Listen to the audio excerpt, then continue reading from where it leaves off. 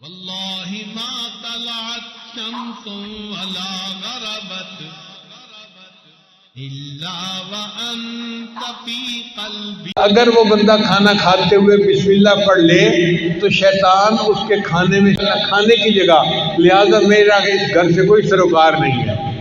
دیکھو شیطان کو روکنے کے لیے نبی علیہ السلام نے کیا پیاری پیاری باتیں میں سکھائی ہیں. اسی حدیث پاک میں آتا ہے کہ انسان کھانے سے پہلے اگر بسم اللہ پڑھ لے تو شیطان اس کے کھانے میں اس کے ساتھ شریک نہیں ہو سکتا. نبی علیہ السلام ایک وقت دسترخوان پر بیٹھے تھے تو ایک چھوٹی بچی آئی اور اس نے آ کے کھانے میں ہاتھ ڈالنا چاہا تو نبی علیہ السلام نے اس کو روک دیا.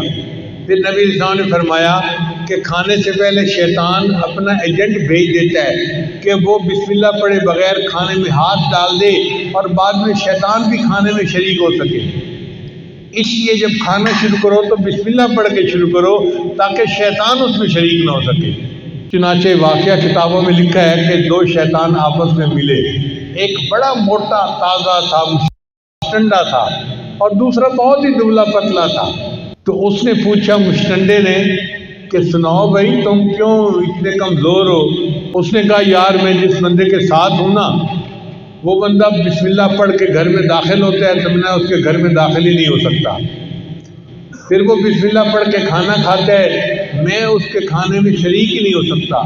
نہ مجھے رہنے کی جگہ ملتی ہے نہ مجھے کھانا ملتا ہے، تو میرے کمزور ہی ہونے ہیں نا.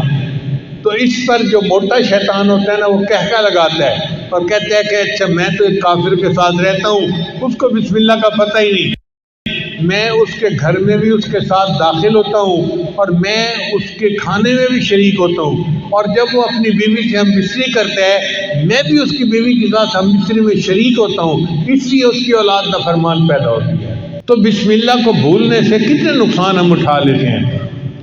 اس لیے کھانے سے پہلے بسم اللہ کا پڑھنا بہت ضروری ہے.